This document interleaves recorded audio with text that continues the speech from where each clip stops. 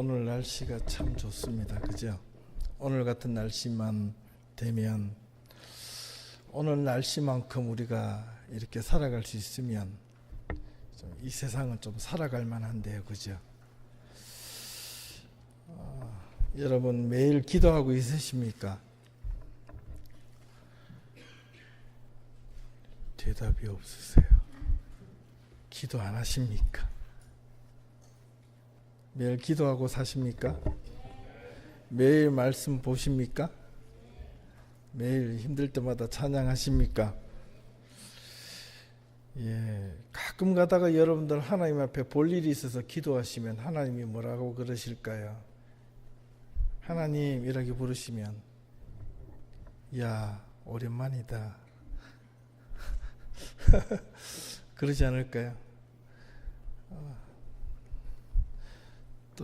또 한참 있다가 또 하나님이라고 문제 있어서 기도하면 하나님 뭐라고 하실까요?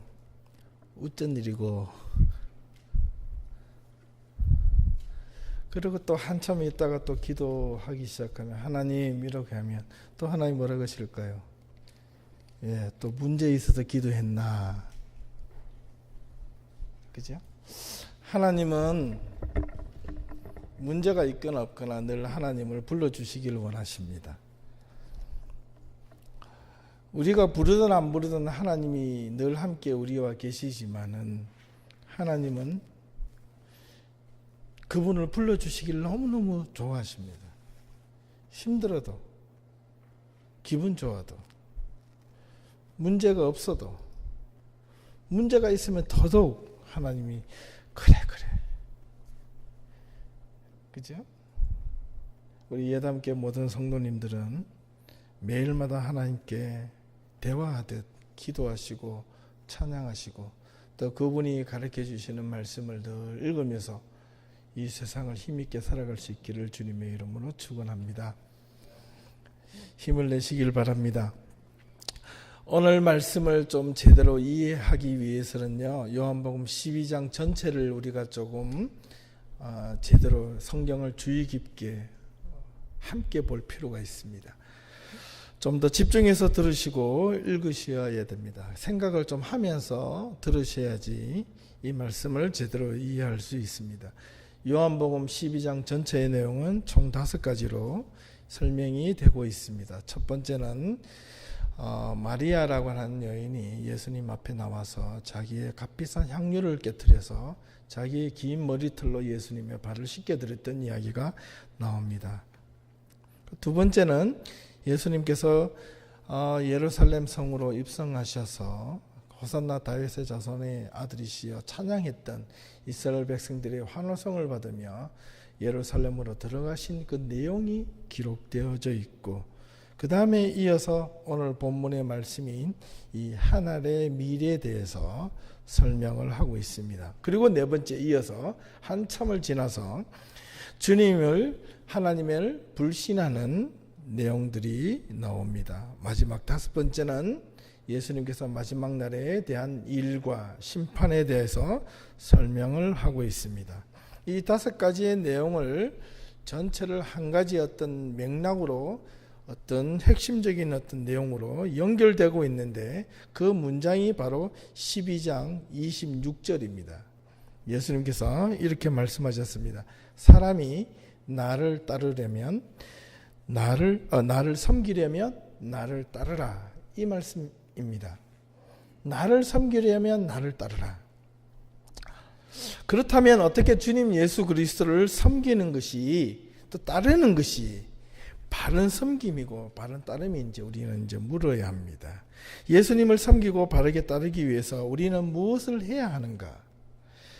라는 어떤 질문을 안고 오늘 본문을 가지고 함께 나누어 보도록 하겠습니다. 섬기고 따름의 첫 번째 예가 오늘 본문의 첫 번째 마리아의 예입니다. 이 마리아는 죽은 오라비 나사로의 누이였고 그의 언니는 마르다였습니다. 예전에 누가복음 10장에 보면 이런 내용이 있죠. 마리아와 마르다가 예수님을 모셔놓고 잔치를 벌였습니다. 음식을 대접했는데 그 누이 마르다는 음식 준비하기 위해서 분주했는데 마르다는 음식 준비를 하지 않고 예수님과 앞에 앉아가지고 예수님께서 말씀하시는 이야기를 듣느라고 정신이 없었습니다. 그때 언니 마르다는 이게 불만이 가득했습니다. 손님을 모셔놓고 왔으면 네가 좀 와서 음식을 차리고 나갈 때까지 손님을 대접해야지. 왜 대접은 안 하고 예수님 앞에 앉아가지고 쫑알쫑알 서로 주고받고 대화를 하고 이야기만 듣고 있느냐. 지금 이렇게 마르다는 불평했던 그 장면을 떠올릴 수 있습니다. 같은 사람입니다. 그리고 이 마리아와 마르다의 오라비가 있는데 그는 나사로였습니다.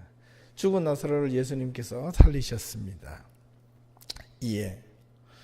그런데 이 둘째 마리아가 어떻게 다시 오라비가 살아난 것을 보고 요한복음 11장에는 나사로가 죽은 나사로를 살리신 장면이 나오고 12장에 이어서 이 마리아가 베다니에서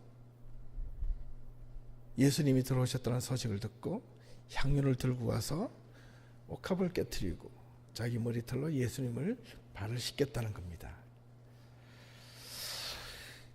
이렇게 값비싼 향유를 깨트려 예수님의 발을 자기 머리털로 씻겨드린 이 마리아의 섬김은 어떻게 그렇게 할 수가 있었을까요?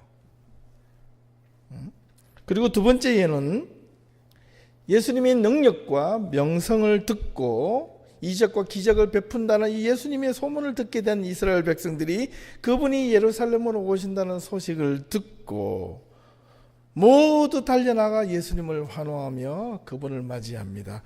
호산나 다윗의 자손이시여. 지나가던 그 옆에 있는 종려나무 가지를 꺾고 흔들었습니다. 또 행여나 길이 잘못될까 봐 그들이 입고 있던 옷을 벗어서 길을 깔아서 예수님이 가시는 길을 찬양하며 환호했습니다. 그런데 그들이 누구입니까? 며칠 되지 않아서 예수님을 십자가에 못 박으라고 했던 자들이었습니다.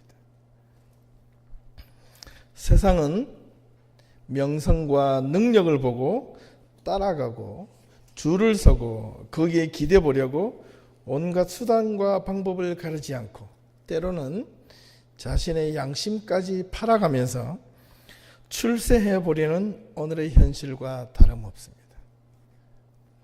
자신이 잘만 된다면 때로는 조금 부정직해도 조금 거짓말해도 조금 트릭을 써도 하나님이 이해해 주시겠지, 내가 회개하면 용서해 주시겠지 라는 이런 그릇된 마음은 도리어 나중에 점차 이것이 정당화되면 신앙의 본질은 왜곡되어 가고 자신이 부정한 행위를 합리화시키고 하나님의 진리가 훼손되어지는 어리석은 신앙인임에는 틀림없습니다. 그리고 세 번째 예가 바로 오늘의 본문의 말씀입니다. 20절부터입니다. 명절에 예배하러 올라온 사람들 가운데 헬라인 몇 명이 갈릴리 베세다 사람 빌립에게 나아가서 간청했습니다. 무엇이라고? 예수님을 만나게 해달라고 하는 겁니다. 자기는 예수님에 대한 이야기는 들었지만 한 번도 본 적이 없다는 겁니다. 그래서 이 빌립은 안드레아는 빌립과 상의해서 같이 예수님께 나아갑니다. 예수님, 헬라인 몇 명이 이방인 몇 사람이 예수님을 보고 자는데 어떻게 할까요? 이렇게 물었습니다. 그런데 예수님이 답변이 이렇게 해야 되잖아요. 오늘은 바쁘니까 좀 다음에 오거라 이렇게 하거나 아니면 들어오게 하거라 이렇게 이야기를 해야 되는 것이 이게 맞는 대답인데요. 예수님께서 이렇게 말씀하셨습니다. 인자가 영광을 얻을 때가 왔도다 이렇게 답변을 합니다. 그러니까 예수님의 말씀을 항상 잘 여러분 성경을 읽어보시면 제자들은 질문을 하는데 답변을 항상 엉뚱한 답변을 많이 하세요. 즉 이것을 가지고 동문서답이라고 이야기를 하죠. 그런데 거기에 의미가 있다는 겁니다. 우리는 그 의미를 찾아낼 수 있어야 하겠습니다. 인자가 영광을 얻을 때가 왔도다. 그래서 이 영광은 우리가 생각하는 이 부귀와 영화, 칭송과 찬양, 존귀함을 의미하는 것이 아니라 바로 예수님의 십자가의 죽으심을 언급하는 내용이었습니다. 예수님이 십자가의 죽으심으로 인간의 모든 죄를 용서하시고 죽음으로써 죽음을 이기시고 의미 없는 이 세상의 모든 것들을 승리로서 승리하신 사건입니다. 그리스도의 부활까지 연결하는 영광을 의미하는 말입니다. 왜냐하면 죽어야만 부활이 가능하기 때문에 그렇습니다. 이 내용에 관한 비유를 24절에서 25절, 오늘 중요한 이 키워드인데요. 이 말씀에서 예수님께서 또한 자기 자신을 빌어서 먼저 이렇게 설명하고 있습니다. 내가 진실로 진실로 너희에게 이르노니 한 알의 밀이 땅에 떨어져 죽지 아니하면 한 알 그대로 있고 죽으면 많은 열매를 맺느니라. 자기의 생명을 사랑하는 자는 잃어버릴 것이요, 이 세상에서 자기의 생명을 미워하는 자는 영생하도록 보전하리라. 이 말이 도대체 무슨 뜻일까요? 이 말씀에는 중요한 핵심적인 단어가 몇 개가 있는데요. 예를 들면 하늘의 밀이라는 단어, 그 다음에 땅, 그 다음에 죽고, 그 다음에 열매, 그 다음에 생명, 그 다음에 영생이라는 이 단어입니다. 이게 연결이 되어 있는 겁니다. 사실은 하늘의 밀이라는 이 말은 먼저 예수님 자신을 언급하는 내용입니다. 예수님 자신이 죽지 아니하면 예수님, 그분은 하나님으로서 그냥 그대로 남게 되지만 예수님이 스스로 이 땅에 오셔서 죽으셔서 모든 인류를 구원하시어 많은 열매를, 구원의 역사를 이루어 가시겠다는 그 내용을 비유적으로 말씀하신 것입니다. 그리고 이어서 이것을 빗대어 제자들과 모든 사람들에게 자기의 생명을 사랑하는 자는 잃어버릴 것이요, 이 세상에서 자기의 생명을 미워하는 자는 영생하도록 보전하리라 말씀하셨습니다. 세상의 모든 사람들은 자기의 생명을 사랑하기를 원하고 사랑받기를 원하고 존중받기를 원합니다. 그래서 나온 것이 인본주의가 나오고 사람 중심이 나오고 인권이 나오고 개개인의 권리가 나온 것입니다.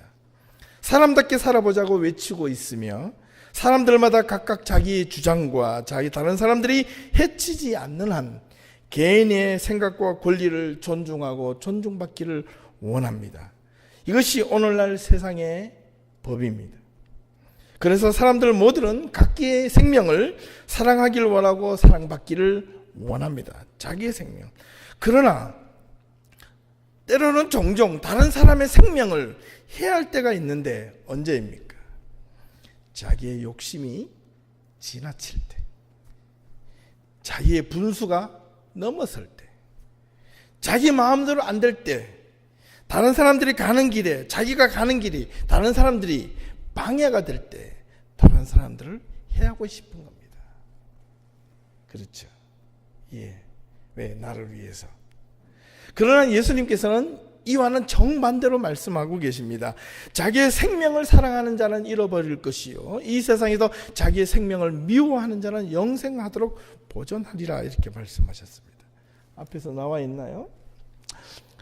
생명이라는 이 말과 영생이라는 말이 나오는데, 이 생명이라는 단어는 영어로 life, 영생이라는 단어는 말은 영원한 생명, eternal life.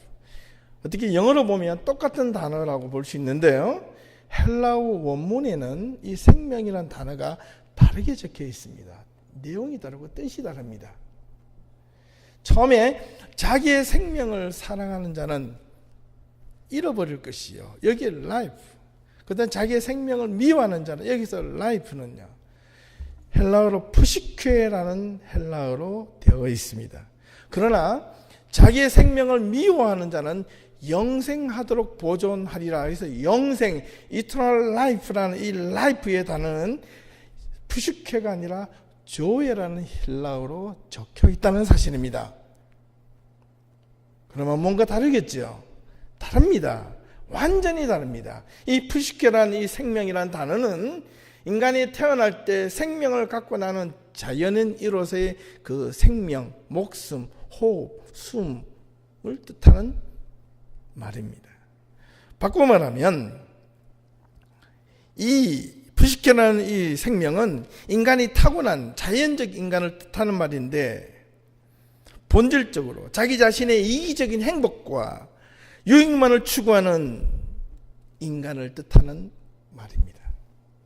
그러나 자기의 생명을 미워하는 자는 영생하도록 보존하리라 해서 영생이라는 이터널 라이프에서 그 생명의 조회라는 라이프는 하나님의 말씀으로, 하나님의 사람으로, 하나님의 은혜로, 하나님의 능력으로 온전하게 거듭난 자로서의 자신의 이기적인 유익과 행복을 넘어서 공동체와 하나님의 나라와 공의와 정의로운 삶을 살아가기 위하여 애쓰고 노력하는 자는 자기의 이기적인 삶을 미워한다는 뜻입니다. 자기의 이기적인 삶을 미워하는 자는 하나님 앞에 온전하게 거듭난 자이고 하나님 앞에 온전하게 새롭게 태어난 자이기 때문에 나 자신을 위한 섬김과 나 자신만을 위한 행복과 나 자신만을 위한 욕심이 아니라 우리 전부를 위하고 가정을 위하고 교회를 위하고 나아가서 나라와 민족을 위하고 더 나아가서 하나님의 나라를 위하여 헌신하고 섬길 줄 아는 자를 그렇게 설명하신 것입니다. 그 말씀이 끝나자마자 이어진 말씀이 12장 26절 사람이 나를 섬기려면 나를 따르리니 나 있는 곳에 나를 섬기는 자도 거기에 있으리라.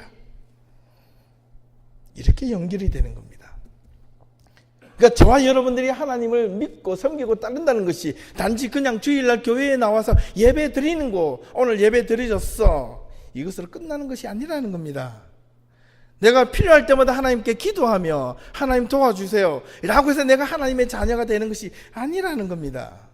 내가 하나님의 사람으로 온전하게 거듭나고 완전히 탈바꿈 되려면 부식교에서 조회로 넘어가야 된다는 겁니다. 인간적인 욕심으로 가득 찬 생명 삶 속에서 하나님이 주시는 은혜와 하나님이 주시는 능력과 거듭난 생명으로 거듭나게 될 때 나 혼자 내 마음대로 내 욕심대로 살았던 것이 잘못된 것이로구나 라고 느끼고 내가 그것을 하나님 앞에 온전하게 회개하며 진정한 섬김의 자리로 주님을 따르는 자리로 나아가는 것이 조회로에 넘어가는 삶을 의미하는 겁니다. 이게 섬김, 이게 따름이에요.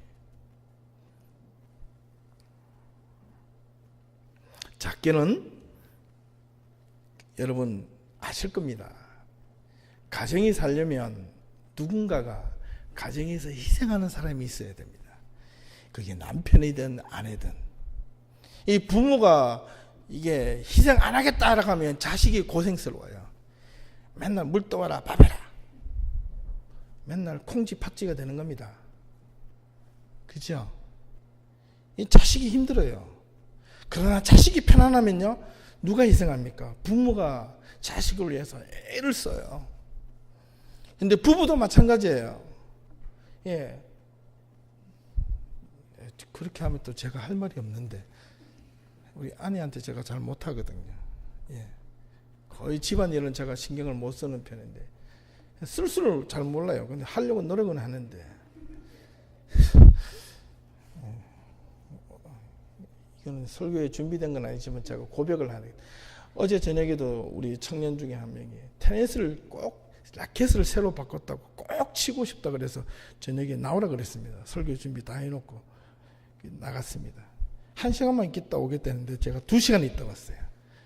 저보고 하는 말이 그냥 가정을 섬기는 것도 주님을 섬기는 겁니다. 내가 뭐라고 하는지 아세요?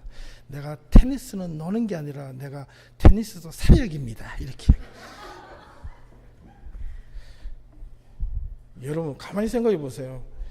그래서 제가 테니스를 조금 치잖아요. 진짜 테니스 재밌게 치려면 제가 이 비긴 애들하고 치겠습니까? 잘 치는 사람들하고 막 나가서 시합하고 막 그러지. 그래서 오늘 아침에 나오면서 그렇게 웃으면서 주고받았습니다. 예. 매 순간 그것이 사역이고 하나님의 헌신이고 섬김이라고 생각한다면 그 순간순간을요 최선을 다할 수밖에 없습니다. 네. 가정에 아내나 남편이나 서로가 서로를 대접받겠다고 하면 그 가정은 이제 문제가 생기기 시작합니다. 그러나 누군가 한 사람이 조금만 낮아지면, 누군가 한 사람이 조금만 더 이해를 해주면 그 가정은요, 행복해집니다. 아름다워집니다. 건강해집니다. 교회도 마찬가지입니다. 교회가 제대로 살려면 누군가가, 많은 사람이 아니라 몇 명이, 작은 사람이 작은 섬김, 작은 노력, 조금만 내려와 주면 교회가 살아납니다. 교회도 살려면 누군가가 섬기고 따르는 자가 있어야 합니다. 집에서 모두가 나는 대접을 받겠다 하면 안 된다 그랬습니다. 네. 예수님은 26절 말씀에 이렇게 말씀하셨죠. 사람이 나를 섬기려면 나를 따르라. 나 있는 곳에 나를 섬기는 자도 있다. 이렇게 말씀하셨습니다. 자, 다시 첫 번째 질문으로 돌아와서, 그렇다면 어떻게 섬기는 것이 주님을 온전하게 따르는 것이고, 어떻게 따르는 것이 주님을 온전하게 섬기는 것일까요? 오늘 말씀의 핵심이 하늘의 밀이 땅에 떨어져 죽지 아니하면 하늘 그대로 있고 죽으면 많은 열매를 맺는다. 이 말씀의 결론이 있는 겁니다. 이 하늘의 밀이 예수님 자신을 지칭하는 말씀이기도 하고, 또 땅은 이 세상을 뜻하고, 이 세상에 예수님께서 땅에 떨어져 죽지 아니하시면 하나님은 한 분 그대로 있지만 주님이 이 땅에 오셔서 십자가를 지시고 죽으심으로 인하여 많은 열매를 맺은 것처럼 우리도 하나의 미랄이 되어서 땅에 떨어져, 그 땅은 가정이라는 땅도 될 수가 있고, 교회라는 땅도 될 수가 있고, 직장이라는 땅도 될 수가 있고, 내가 사는 삶의 주변의 땅이 될 수가 있습니다. 그곳에서 내가 떨어져 죽지 아니하면 나는 그대로 있는 겁니다. 그러나 내가 예수님의 사람으로, 하나님의 사람으로 내가 섬기고 낮은 모습이 있을 때, 저 사람은 누구야? 라고 묻는 순간, 저는 예담교회 교인입니다 라고 한다면 누가 교회를 안 나오겠습니까? 그죠? 우리 개개인의 성도들이 하나님의 자녀로서 하나님의 미랄이 되어야 함을 뜻합니다. 땅에 떨어져 죽어야 함은 이 세상에 바르게 복음을 전하기 위하여 빛과 소금으로 살아가는데, 그렇게 하기 위해서 우리는 진정한 섬김과 따름이 필요한데요. 그래야만이 많은 열매를, 바꾸어 말하면 온전한 복음이 확장되고 바른 복음이 전해질 것이고, 많은 온전한 그리스도인들이 생겨나게 될 것입니다. 여러분, 나는 교회 다녀 장로야, 집사야, 목사라고 앉아서 다 교인이 하나님의 사람이 될 수는 없습니다. 하나님의 뜻을 따라 섬기는 자만이 하나님의 사람입니다. 예수님을 섬기고 따르는 것이 자신이 원하는 것에만 자신에게 위안이 된 것을 섬기고 따르는 것이 되어서는 안 된다는 말입니다. 바꾸어 말하면 자신의 유익과 편리함과 안락함을 포기하고 가정을 넘어서 하나님이 필요하신 자리에 나와 예수님의 길을 함께 걸어가는 자들을 의미합니다. 그 길이 바로 주님이 섬기는 길이었습니다. 하늘의 밀이 죽기 위하여 필요한 것이 있습니다. 무엇일까요? 바로 그것은 땅입니다. 땅이 있어야 됩니다. 이 땅이라는 이 단어가 헬라어로 게라는 말인데, 그 의미는 가꾸어진 경작지, 그리고 또는 가꾸어지지 않은 황무지라는 단어가 동시에 두 가지 의미가 같이 있습니다. 그렇다면 그 땅은 경작지와 황무지를 전체를 의미하는 것인데, 하나님의 밀이 땅에 떨어진다는 이 말은 좋은 옥토와 황무지와 같은 그건 메마른 땅에도 하나님의 밀알 씨가 뿌려져야 한다는 말입니다. 좋은 옥토에 씨를 뿌리면 가만히 있어도 자라납니다. 그러나 황무지는 힘듭니다. 씨를 뿌리다가 씨가 말라서 죽을 수도 있고, 새가 날아서 쪼아서 먹을 수도 있는데, 그럼에도 불구하고 거기에다가 씨를 뿌려야 한다는 겁니다. 복음을 제대로 전하다가, 하나님의 말씀을 제대로 전하다가 맥없이 죽어가는 수많은 믿음의 선조들, 선배들이 얼마나 많이 있었는지 모릅니다. 여러분, 교회의 성장만 하나님의 능력이고 결코 보호서는 안 됩니다. 그것은 지극히 자본주의적 의식에 나타나는 성장 중심적이지 하나님의 중심이 아니라는 겁니다. 물론 역사가 나타납니다. 그러나 마지막 결과를 보셔야 됩니다. 동기도 보셔야 됩니다. 원인을 보셔야 됩니다. 교회가 건강하게 가려면, 교회가 제대로 가려면 좋은 곳에, 편안한 곳에만 가는 것이 아니라 힘들고 어려운 곳에 자원해서 가야 된다는 사실입니다. 그 길이, 그 땅이 옥토가 아니라 황무지가 된다면, 황무지에 내가 씨를 뿌리려면 그냥 거기서 훅훅 뿌리는 것이 아니라 내가 옥토로 만들어야 되겠죠. 예, 황무지를 보고 돌아서서 여기는 안 돼 라고 이야기할 것이 아니라 그 황무지에 내가 곡괭이요 삽을 들고 주님이 주신 복음의 사명을 들고 내가 거기에서 밭을 일구고 수고하고 노력을 해야지만이 땅이 가꾸어진다는 사실입니다. 나는 곡괭이를 들고 땅을 파지도 않고 가꾸어 놓은 땅 위에다가 씨만 뿌리려고 하니까 문제가 생긴다는 겁니다. 여러분, 어느 것이 더 보람이 있고 기쁨이 있을까요? 다 만들어지고 난 땅에 씨를 뿌리는 것은 편안할 수는 있지만 보람은 반갑됩니다. 그러나 내가 하나님의 소명을 가지고 하나님의 기쁨을 가지고 내가 하나님의 미랄이 되어서 하나님의 뜻대로 내가 주어진 땅이 황무지가 되었을 때 그것을 개척하고 돌을 드러내고 밭을 일구고 수고하며 그때 뿌려진 씨, 성경에 보면 눈물로 울며 씨를 뿌리다가도 그것이 나중에 귀한 결실이 될 때 기쁨으로 단을 거르는 그 기쁨은 세상에서 편안한 길로 가는 것보다는 훨씬 하나님 앞에, 내 자신 앞에 인생의 의미가 있다는 뜻입니다. 사랑하는 성도 여러분, 우리에게는 하나님의 밀이 지금 필요한 때가 되었습니다. 성경은 많은 씨앗을 원하지 않습니다. 성경은 많은 열매를 원하지 않습니다. 성경에는 많은 밀을 요구하지 않습니다. 하나님의 밀을 요구하고 계십니다. 이 엄청난 결실은 처음부터 엄청나게 많은 것에서부터 많은 씨를 뿌려서 시작된 것이 아니라 단 하나의 밀이 땅에 떨어져 죽었을 때 그게 큰 느티나무가 되고 큰 나무가 되고 큰 열매가 된다는 사실입니다. 온 세상의 구원은 바로 이 땅에 떨어진 딱 하나의 미랄 예수 그리스도로부터 시작되었습니다. 오늘날 많은 사람들은 엄청난 것을 지금 당장에 이루는 것에 눈이 멀어져 있습니다. 일이 안 될 때마다, 집이 어렵고 경제가 어려울 때마다 여러분 이 복권이 더 잘 팔린다네요. 대박 신드롬, 물질의 풍요로움, 이런 것들이 온 세상을 뒤덮고 있습니다. 아직도 로또 한 방으로 어떻게 인생을 바꾸어 버리는 수많은 사람들이 있습니다. 근데 그런 사람들이, 로또로 되는 사람들이 미국에서 이게 지난 10년 동안 통계를 내어보니까 대부분이 이전에 로또를 되지 않을 때보다 훨씬 더 폐가 망신되어 가지고 비참하게 홈리스로 살아가는 그런 사람들이 90%가 넘는다는 보고가 있습니다. 엄청난 부동산 투기가 만연하고 사행성 산업이 불황이 없다고 하지 않습니까? 근데 얼마 전 뉴스를 보니까 지금 전 세계가 중국을 비롯해서 이 부동산 투기의 버블 현상이 일어나서 곧 이제 문제가 돼서 망할 것이다, 이런 예견을, 추측을 벌써 내어 놓았습니다. 여러분, 집을 사시려고 마음먹으신 분은 조금만 더 기다리십시오.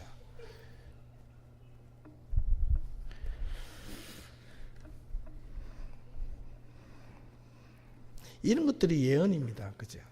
예. 하버드 대학교 장 샤오형 교수라는 분이 있는데, 이분이 하버드 대학교에서 지난 10년 동안 행복학 강의를 했습니다. 이 사람이 책이 나왔는데, 책 제목이 느리게 더 느리게, Slowly and Slowly 라는 책이 나왔습니다. 어제 저녁에 한국에서 책이 와서 불이 났게 다 읽어봤는데, 수십만 불, 백만 불 이상이 되는 CEO의 삶을 전체를 이렇게 통계하고 돌아보니까 그들이 누리는 물질적 풍요가 일반 사람들이 상상할 수 없을 정도로 많은 것을 누리지만 그들은 결코 일반 사람들이 누리는 행복함을 갖지 못했다는 결과가 나왔습니다. 매년 휴가 때마다 외국을 나가서 아주 세상에서 가장 좋은 파라다이스와 같은 그런 비치에서 이렇게 즐기고 있지만 항상 그의 옆에는 뭐가 있어요? 인공전화기가 옆에 있어요. 언제든지 놀다가도 직원이 전화하면 받아야 되는 신세가 되기 때문에 이게 24시간 안테나가 살아서 있다는 겁니다. 좀 끊고 살고 싶은데 행복하지 못하다는 겁니다. 가장 평범하고 그들에게 가장 도리어 물질적인 풍요로움을 주는 대신에 도리어 그 물질 때문에 얽매여져 있다는 것을 그들은 알고서 후회했다는 사실입니다. 성경은 그렇게 이야기하지 않고 있습니다. 주님은 그냥 말씀하지 않으셨습니다. 내가 진실로 진실로 너희에게 이르노니 이렇게 말씀하셨습니다. 무엇이라고? 많은 밀 아닙니다. 하나의 밀이라고 말씀하셨습니다. 나는 아니야 가 아니라 너부터 이런 말입니다. 나부터 이런 말입니다. 내가 땅에 떨어져, 내가 이 세상에서 하나님의 사람으로 땅에 떨어져 죽지 아니하면 나는 그대로 있을지 모르나 내가 죽으면 많은 사람들이 구원의 자리에 동참한다.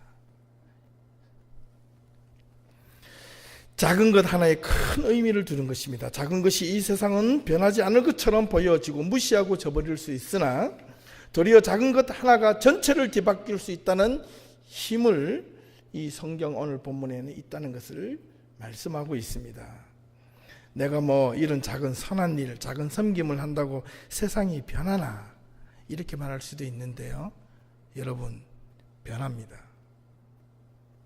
큰 일을 하는 것이 변하는 것이 아니라 작은 일 하나가 세상을 뒤바뀔 수 있습니다.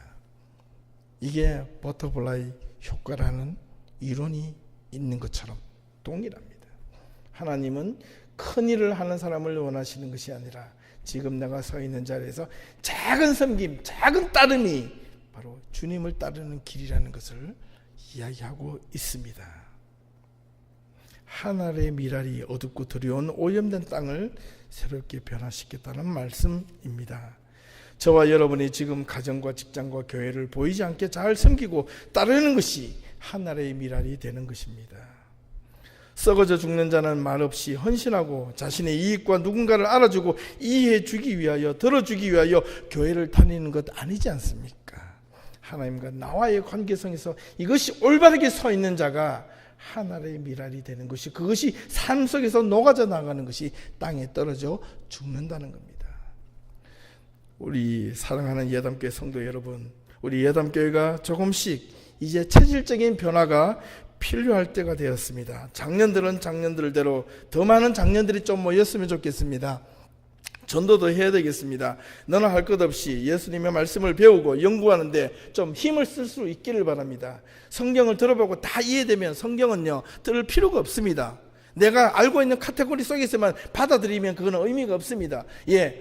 고민하고 하나님의 말씀을 듣고 배우고 들을수록 고민하고 생각하고 이 세상에서 내가 문제가 무엇이 있는가, 왜 하나님의 말씀이 이렇게 들려진 것인가에 대해서 고민할 수 있어야 됩니다. 고민하는 그리스도인, 생각하는 그리스도인, 그리고 행동하는 그리스도인이 되어야 한다는 사실입니다. 이게 하나님의 미랄이 되는 첫 번째 조건입니다. 세상에 고민하는 것이 아니라 하나님의 말씀에 좀 고민할 수 있기를 부탁을 드립니다. 하나님의 말씀에 집중해 볼 수 있기를 부탁을 드립니다. 청년들도 더 열심히 전도해서 우리 예담교회가 청년들만 모이는 교회라는 소문이 안 나기를 바랍니다. 예담교회 하면 복음의 씨앗, 하늘의 미리 생각나는, 말씀이 생각나는 교회가 될 수 있어야 합니다. 예담교회가 되려면 다른 것을 쫓거나 추구해서는 안 되며 오직 이름 그대로 예수님을 따라가는 교회, 예수님을 닮아가는 교회가 되도록 애쓰고 몸부림치는 교회가 저와 여러분들 사이에서 서로 섬기고 따르는 것이 있을 때 이 소문이 퍼지고 퍼져서 믿지 않는 사람들에게 전도가 되어지고 섬김이 되어지는 그런 귀한 교회가 될 수 있기를 주님의 이름으로 축원합니다. 기도하겠습니다. 하나님, 하늘의 밀이 되는, 하늘의 미랄이 되는 교회가 되기를 원합니다. 섬김이 있는 교회가 되기를 원합니다. 주님을 온전하게 건강하게 따를 수 있는 교회가 되기를 원합니다. 세상의 여러 명성과 기적을 보고 따라가는 세상의 사람들처럼 예수님이 기적과 능력과 명성에만 보고 따르는 어리석은 그리스도인들이 되지 않도록 도와주시고, 오직 하나님의 말씀만 부여잡고 말씀이 가르쳐 주시고 말씀이 안내해 주시고 말씀이 지시하는 그 길과 그 자리로 인도함을 받는 우리 예담교회가 될 수 있도록 인도하여 주시옵소서. 예수 그리스도의 이름으로 기도하옵나이다. 아멘.